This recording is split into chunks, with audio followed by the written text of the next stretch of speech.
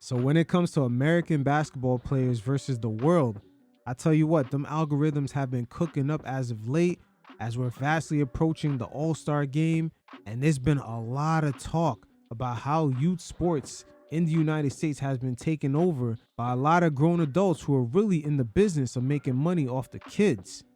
The NBA for quite some time has not produced an American-born MVP player since James Harden in the 2017-2018 season.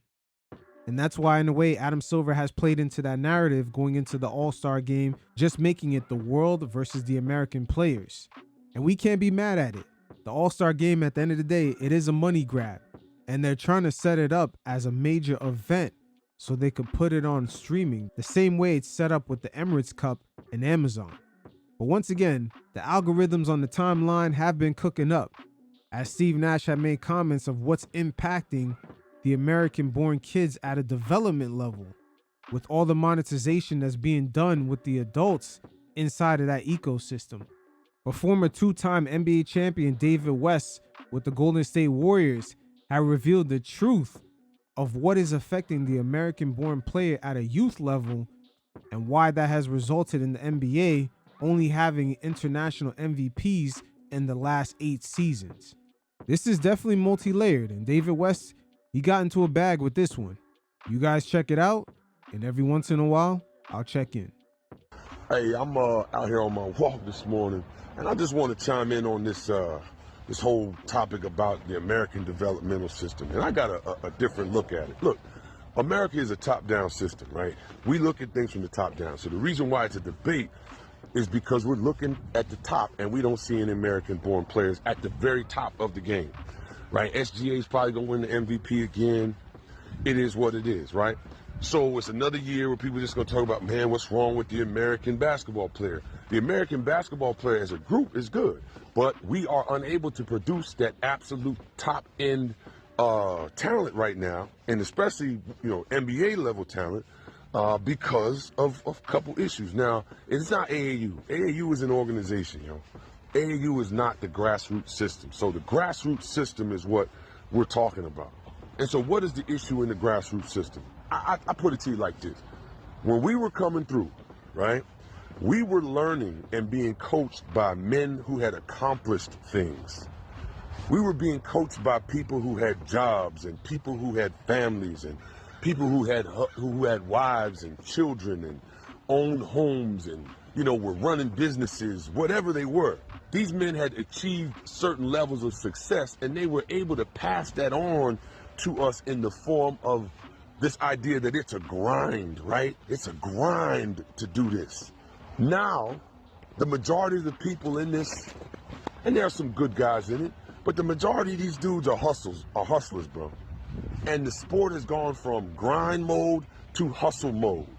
And so kids learn how to play down, they learn how to cheat and steal and hustle to get into events where they don't have to pay, and then you got all these event coordinators trying to make money. People weren't trying to make money off of grassroots basketball when I was coming through, right? It was about literally helping young people and developing young people in the game. And somehow or somewhere, this whole hustle type of idea came in. So you're dealing with all these shoulda, coulda, woulda ass type people in the sport.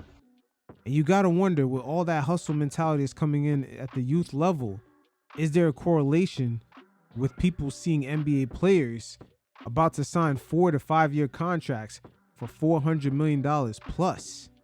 And this is only the beginning. Jason Tatum, Luka, those guys are really the first ones in line to be set up by the time they're in their 13th to 15th year, if they make it that far. They've made well over $1 billion in just NBA contracts. With information like that out there in the ecosystem, and also NIL, that's only adding fuel to the fire. All of these dudes that have not been successful in their lives are now using youth sports, in particular basketball, to try to come up, to try to make it, to try to figure out a way to hustle this kid and hustle that kid, and I'm gonna trade this kid for that kid, and it's messed up the kids. It's messed up the top end of the product. Let's just be honest. So now you're dealing with a lot of people and a lot of kids that they don't know how to grind. So when they get to the point where they need to know how to be coached, they need to know how to listen, they need to know how to deal with somebody getting on them and coaching them hard and criticizing them in a constructive way, they can't take it and they fold. I tell parents all the time, if you got a top 100, top 150 kid, and then people are promising you and telling you this and telling you that, you go spend a couple days out at the summer league. Walk around that hotel 7 o'clock, 8 o'clock at night and see the kid that was supposed to be the number 5 pick, supposed to be the number 1 pick, sad face because it might be the end of the road. He's 21, 22 years old. But again, he was never taught how to grind, never taught how to deal with setbacks, never knew what it felt like to be overlooked. He just been handed everything. This is what Iggy was talking about the other day. You know, a player that actually comes into mind with this exact scenario is Cam Reddish. He was playing for a team, I believe, in Lithuania, and he actually left the team. So he was overlooked not only in the draft, falling number 10, but he was also overlooked while he was on the Knicks. And eventually, he didn't really secure a starting role with the Portland Trail Blazers as well as the LA Lakers. So he's had a lot of setbacks compared to all the praise and accolades he's had. There's a viral video of Anthony Edwards saying that Cam Reddish was one of the toughest players that he had to play against, just giving him a lot of props. But what happens when all that praise, especially with him coming out of Duke, just having that huge portfolio of just, the reputation in the amateur circuit and going to Duke and just coming into the league, but now you got to live up. What happens when you get overlooked? And we've seen him pretty much call it quits after just being overseas for just a few months. Compare that to a guy like Jalen Johnson off the Atlanta Hawks, who came into the league and had to go through development in the G League and worked his way up into being not only in a starting role, but now where the franchise has enough trust in him to get rid of a guy like Trae Young. These kids are just handed stuff and given everything. Never have to figure it out on their own. Never have to deal with that uncomfortable moment where, nah, bro, you're going to the bench and you're going to figure out how to make something of yourself off the bench. You're going to figure out how to make something of yourself, simply by how hard you work. They don't got that. So when you look at the top end of the sport, we're not producing that level kid because of this type of environment. Our kids don't know how to listen, right? I think I was talking to Sam Mitchell one time. Sam was talking about this. You can have all the information. Kid will know you got information, but if he doesn't have the skill to listen, it don't matter. Now that actually just might be the cell phone. When you look at apps like TikTok, that's like ADD on steroids. So in today's times, the ability to lock in and focus, especially for a young player, that shit is a skill in itself. And our kids don't know how to listen. They don't know how to grind. They are being taught how to hustle.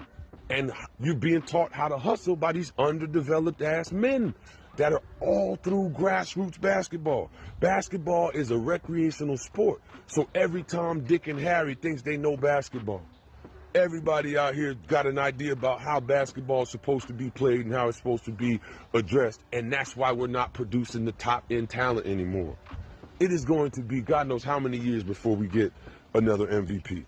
Now, this actually may come quicker than we think, because with the NBA trying to form their own league in Europe, that is going to allow any top level talented kid in the United States to actually declare and go pro as young as age 12. A lot of these European teams have youth level teams, and the development systems within those organizations are going to help those guys to actually train properly so it could translate once they get into the NBA. And all these European club teams will have NBA affiliations. So scouts, coaches, they're really just a phone call away or even FaceTime. So this is one of the things that gets overlooked with the NBA branching out into Europe, because now they're going to have a way to sort of jump over the whole AAU and amateur circuit and just a bunch of adult agents for these kids and have a direct pipeline of just producing players properly. And it's going to be a beautiful thing for some of the top level talented kids, because over there it's not really based off of age of how guys level up. It's based off of their skill. It ended up playing out for Luka this exact way within that system. And I'm somebody that coaches in grassroots. I'm committed to the young people. You know what I'm saying? I like I like the grind of it. It keeps me close to the game, but being able to make my own schedule because I've been successful in my life. But we're not learning from those types of people anymore. We're not learning from men who have families. We're learning from motherfuckers who are literally trying to make $1 off of these kids. They're trying to figure out a way, if I could take this kid and put him here and then do this with this kid, I can make me a couple dollars. And it undercuts the kid's value in the long run because the kid is not learning the things that he's going to need when he runs into that dude, just like what happened last night in that Stanford game. You run into a dude that's ranked 200 and something in the country, and all you can see how mad and how angry he was. He'd been overlooked and counted out. And he had his moment last night. He was the best player on the floor by a mile, and he was ranked 200 and something in the country. And why? Because some dude who's sitting up somewhere on a computer says this kid is the number 200 and something player in the country. And also that person on the computer is selling that list. That's another thing. He either works for a company that sells that list or they create the list themselves, and that shit is for sale. And who knows, it might be pay for play. And people believe this shit. And I tell parents, yo, use that stuff as motivation, yo. Don't be fighting for your kid to get ranked. Use it as motivation. Because most of the dudes that's doing all the rankings and doing all this other, these dudes don't know basketball. Basketball is simply a hustle. And that's the problem with the sport. It's a hustle. It's not a grind.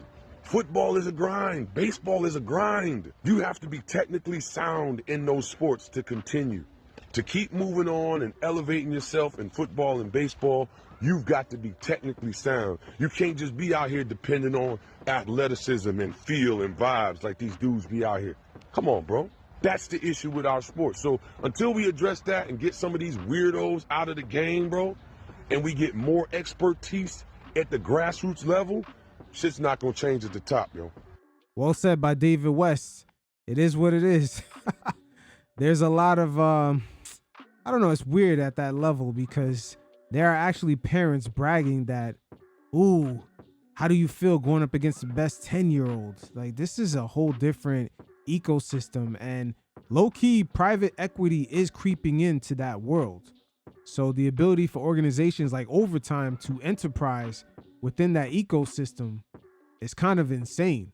Hopefully Adam Silver kicks off this league in Europe as soon as he can, because the media has not yet picked up that is going to be a pipeline for the top level youth players within the United States to go pro as young as age 12, 13, and to see if they can make it up there climbing up the ranks.